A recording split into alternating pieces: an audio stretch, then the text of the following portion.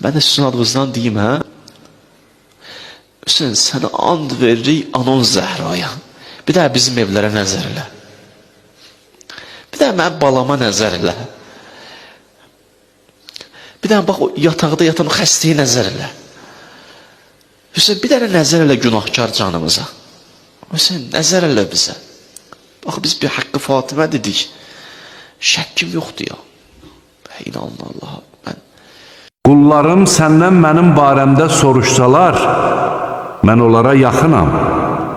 Mənə yalvaranın duasını yalvardığı vaxt qəbul edərəm.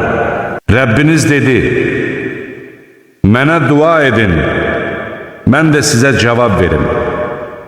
Həqiqətən mənə ibadət etməyə təkəbbür göstərənlər cəhənnəmə zəlil olaraq girəcəklər.